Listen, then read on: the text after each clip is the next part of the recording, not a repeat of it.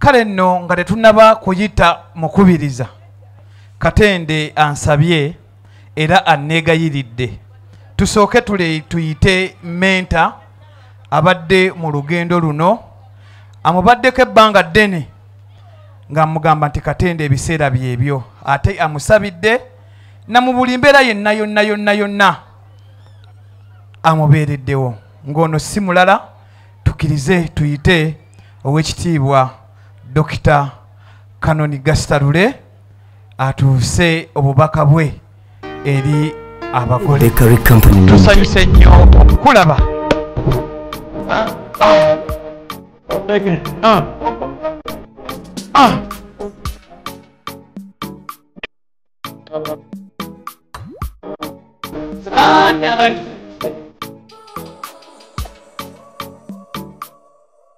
Essanyu lya Katende obweddandika ngamba Kate wange huya se Ntatu Bakery Company. Soko muyise.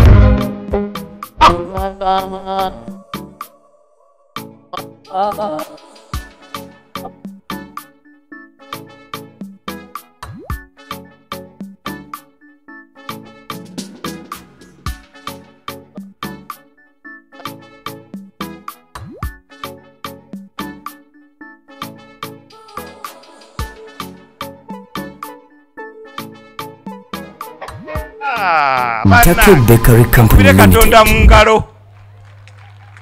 Katende kakati sebo yongeramu katono. Mukadde waffe omusumba basebo omusumba omubeezi omubuulizi okusinga ennyo bakyala b'abaweereza bano kubanga ensonga eno mukyala w'omuweereza omuweereza bw'aba talina mukyala abakristaayo tuyinza obutabifaako nnyo. Sebo tusanyusa okubalaba. Mukadde waffe Mukama waffe omukubiriza n'omwami tusanyuse okubalaba. Bannange bwe tuva mu nsozi tubasanyukidde nnyo mwebale kutindigane mujja mu nsozi eyo kati mmanyiiko ezimu naye nja genda nziyiga ekyasinga okuntiisaayo okukulugguka. Bakojjange abantu ba Katonda mwenna Mukama waffe yeebazibwe. Ebigambo ebyange byakwebaza. Ebigambo ebyange byakwebaza Katonda. Spirit Choir Delta TV mwe nalabira Katende. Nalaba Katende ng'ayagala, nalaba Katende ng'afaayo eri banne, era nga nalaba Katende ng'amanyi nti yeye. Katende weebale butasuulirira Spirit Choir. Nga omutandisi wa Spirit Choir mpulira nga nebaza nnyo Katonda. Obwo buwanguzi ng'ekkanisa Katwe Matters Church bwe tuwangudde. Abavubuka ngammwe abavubuka mwe abatudde abo abavubuka mwenna abali mu Katwe Matters Church kububa buwanguzi bunene bwe musajja kubanga tuba tumanyi nti ffe ng'abakulu ebigambo bye tubadde twogera mu bitutte. Si kintu kyangu okulowooza nti Katende ate yandisoose okuvaayo. Naye ebya Katonda si byangu. Lammeka oseka ne Lammeka nakugamba bw'onookumba wano nze nja kubeera mu byuma gwe tofaayo. Bwe tutyo bwe tulina okubasikiriza bwe tubabeerako ennyo ne tubakyokya ne tubabanja genda okulaba nga Mwanguzi avuddeyo ne Kabebi Katata Bebi mulamba Mwanguzi Kajjambo n'omukyala. Eyo yokka y'engeri gye tugenda okuzimbamu ekkanisa. Temuli bankya muli balwaleero kyokka mumanye mulina okutuukiriza byonna. Olyoka osobola okulowooza nti ojja kubeera ku be tunaakubira akalulu ku bukubiriza.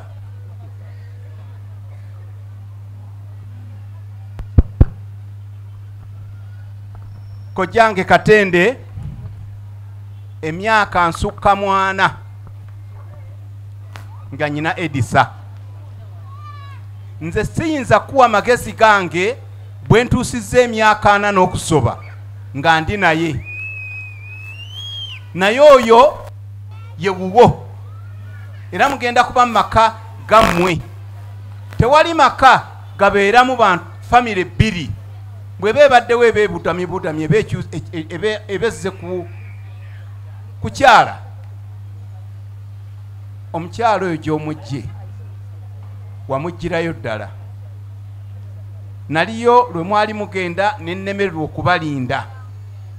Ne at least nayinayo bambasada ku mukolo tebeeyogera naye nabifunanga nga sinaba nakubifuna kuva ku mukutu. Omugyeyo ewaabwe azze wuwo kufumba. Azze wuwo kufumba. Tujja kubanja bamaama oluvannyuma ffe abazaalibwa ab'olugave. Tujja kubanja bamaama oluvannyuma naye nga muteredde nga musanyuka. Kadde waffe omusumba yabuulidde bulungi ebigambo bye era nsaba Lamme Katonda mu editing ebigambo by'omusumba kubanga ebyo bw'abanga waliwo akabatawanza ne tulako wano tulabe ku TV n'osoberera mpola n'agikuteerako Katende ojja kukakkana. Bw'onooba tonnakkakkana ojja kukakkana ne bw'oliba oyambuse ebigambo by'omusumba bijja kukakkana. Nkyoba osooka oggula era onyweze manyi mu TV gyeri mugulire TV nebeera waafumbira. Sente zikolwa bukolwa. Bw'ozikola n'otazikozesa gw'omanyi. Omukyalo oyo ayagala okulabirira. Bw'otoomulabirira ani agenda omukulabiririra? Bw'otoomulabirira teri yagenda mukulabiririra. Mulabirire muteeke ku ddaala ly'osobola era nga lyeriryo. Eyayagala bw'anaaba olina eddaala lyayagala yeeyongereko gwefuba kukola. Ne buli lw'okola teweerabira nti abaana bajja. Bw'onoomwagala, bw'onoomuwa ekitiibwa kye, bw'onoomuwa kyayagala, bw'aneerekereza by'atayagala naye nga gw'obyagala n'abikkiriza ne mutambulira wamu, ojja kgenda okulaba nga mutambula mugenda. Kyalalule yandese omupiira ogenda mu kisaawe. Naye kati bwe tuba tugulaba ku TV ayinza n'okugamba gubona wakitowadde oli kati naye agwagala kyokka tetukyasobola ate genda mu kisaawe. Namboole yaweddeko nga sobola gendayo. Muzzukulu ye yabadde atukiikirira. Kale nnyabo bw'abaako kyayagala muleke. Naye bw'obaako nekyoyagala mugende kino Mwami Katende kino nkyagala nga muntu. Naye Mwami Katende nga weerekereza awo mujja kutambula nga mugenda.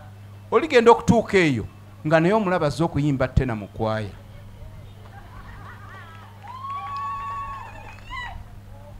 Nja kudda mbere patroni nga z'okuyimba. Teri kwerumaaluma nga tutandise okukomyawo abafumbo nga muli mu kwaya nga muyimba. Naye ayimba y'akaseera katono. Abaana be banajja olina okuddayo kanoolya ettooke ebbobeze. Kolerera omukyalo oyo. Bwe kiba kyetaaga kulekawo ssente zirekeewo. Naye bw'obanga tewazze na kyenyi nga teweetegese, bw'olekawo ebiri tobuuza kyenji. Ate tonoonya kyenji ku muliraano osobole omulekerawo 15,000 oba kizike kimulekere. N'ebigambo ebyo mbaagaliza obufumbo obulungi, mbaagaliza obufumbo obulimu okukulaakulana. Mwami Katende nkwagaliza obufumbo obulimu okukulaakulana. Twagamba tugende n'embaga yaffe nga ntono, teri kulya mabanja. Era amanyi nti obanja Katende ezo zikusaze. Wabadde obanja Katende omuvubuka kati ono Mwami Katende talina mabanja. N'ebigambo ebyo njagala okwebaza nnyo abategesi Sebo MC we balinyo kumpa kaseera kano ne byonna tambule nga tugenda mu maaso. Tusanyuke tujaguze kubanga omuyimbi awasizza. Kama abeere nammwe. Ntake Bakery Company Limited.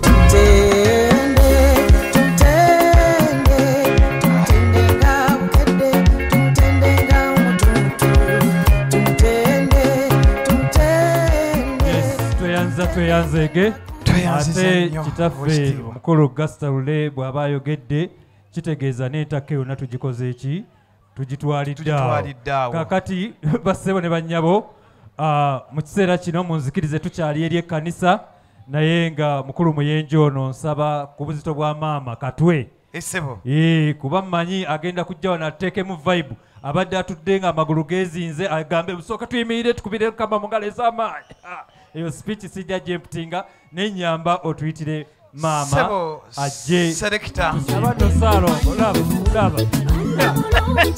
omanye munne ogalinga bwe yalabye ekyo Saalongo